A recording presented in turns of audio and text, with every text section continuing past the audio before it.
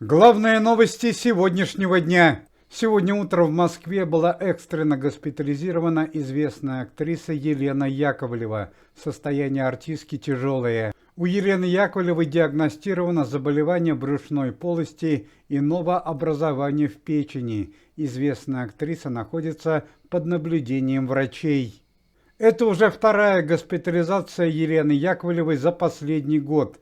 Несколько месяцев назад известной актрисе выполнили операцию по удалению язвы желудка.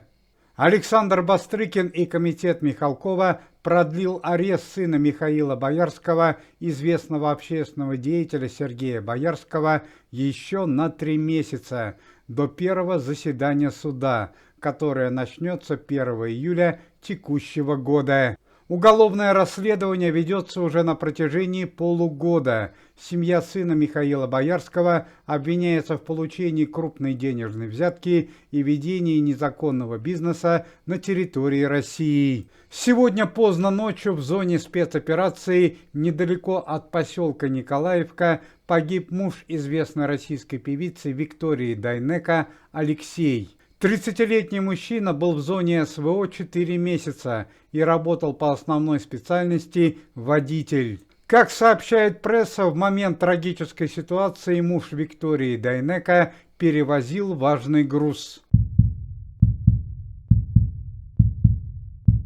Комитет и прокуратура Российской Федерации взяла под стражу высокопоставленного чиновника Российской Федерации, замдиректора Департамента госполитики Алексея Яковлева, и отправила его в следственный изолятор до 5 апреля текущего года. Чиновника обвиняют в получении денежной взятки в размере 12 миллионов рублей. Открыто уголовное дело по статье 290 Уголовного кодекса. Сотрудники комитета встают на защиту своего товарища и министра обороны Андрея Белоусова. Сегодня утром появилась информация, что Андрея Ремовича собираются снять с занимаемой должности. Это уже вторая попытка незаконных действий против Андрея Белоусова за последний месяц. На этот раз Андрея Белоусова хотят обвинить в превышении своих должностных полномочий. Чрезвычайное событие произошло еще несколько недель назад. Андрей Белоусов, находясь в зоне спецоперации, помог обезвредить опасных преступников, в том числе певца Прохора Шаляпина, который в тот момент находился в зоне СВО. Прохор Шаляпин получил ранение. Позже Прохор Шаляпин был помещен в камеру временного задержания за нападение на Александру Пахмутову и за то, что он покинул свою группу СВО без разрешения командования. Андрея Белоусова обвиняют в том, что он очень жестко поступил по отношению к Прохору Шаляпину. Однако сам Андрей Ремович заявляет, что он действовал в рамках необходимой самообороны, так как Прохор Шаляпин был опасен для окружающих людей. Однако, как считает глава комитета Никита Михалков, руководство страны вряд ли решится на отставку Андрея Белоусова, так как Андрея Ремовича поддерживает большая часть российского населения, и достойной замены Андрея Белоусова на его посту на данный момент просто нет. В Приморском крае в результате нападения уссурийского тигра погиб лесничий, а по совместительству депутат Красноармейского района и глава местного комитета Николай Федоров. ЧП произошло в тот момент, когда Николай Федоров исполнял свои служебные обязанности и возвращался домой через тайгу. На месте происшествия было найдено тело 55-летнего мужчины. Сам тигр отсутствовал. Супругу известного актера Дмитрия Дюжева лишили водительских прав на 1,5 года за нахождение в автомобиле в нетрезвом состоянии и многократное превышение скорости. Супруга Дмитрия Дюжева была доставлена в полицейский участок, так как она не раз создавала аварийные ситуации. Известная певица 90-х годов Марина Хлебникова пострадала в результате пожара, который произошел накануне в двухэтажном особняке певицы недалеко от города Саратова. Для Марины Хлебниковой это уже второй пожар за последние 3 года.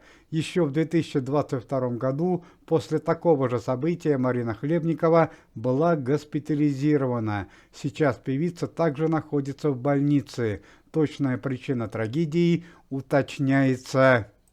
Известный телеведущий и актер Игорь Верник после двухмесячного нахождения в больнице после дорожно-транспортного происшествия наконец-то оказался дома. Его состояние здоровья улучшилось. Игорь Верник пошел на поправку. Внук известной российской и советской актрисы, сотрудника комитета Алисы Фрейндлих, Никита собирается в зону спецоперации. Молодому человеку 33 года. Скорее всего, он будет работать по специальности связист. Алиса Бруновна полностью поддерживает решение своего внука, ведь сама известная актриса уже давно работает в комитете и участвует в опасных проверках. Сотрудники комитета, известные артисты Михаил Пореченков и Сергей Никоненко, в результате повторной проверки в городе Ростове-на-Дону взяли под арест и отправили в следственный изолятор главу МВД города Ростова Сергея Шпака. 40-летнего чиновника обвиняют в получении взятки на сумму 4 миллиона рублей. Также Сергея Шпака подозревают в организации незаконного оборота денежных средств с помощью подложных документов. Ушел из жизни известный российский актер и режиссер Илья Шерстобитов. Илья Шерстобитов известен широкому зрителю по такому фильму, как «Каникулы президента». Причиной смерти 48-летнего актера стала сердечная недостаточность. Помимо этого, Илья Шерстобитов снял такие фильмы и сериалы, как «Вспоминая тебя» и «Венец творенья». Большая трагедия в мире культуры и шоу-бизнеса. Глава комитета, известный актер Никита Михалков, срочно вылетает в Италию, в город Милан. Завтра там состоятся похороны. Сегодня ночью скончалась молодая актриса, первая дочь Юлии Высоцкой от первого брака Анна. Причиной смерти 23-летней актрисы стало онкологическое заболевание, запущенная форма. Юлия Высоцкая была дважды замужем за Андреем Кончаловским и за белорусским режиссером Анатолием Котом. Это первая дочь Юлии Высоцкой от белорусского режиссера. Это уже не первая трагедия в семье Андрея Кончаловского за последние 2 месяца. Несколько недель назад ушла из жизни дочь Андрея Кончаловского от первого брака. Она скончалась во Франции. Сегодня день памяти известного актера Георгия Мартынюка, одного из главных героев сериала «Следствие ведут знатоки». В эти дни Георгию Мартынюку могло бы исполниться 85 лет.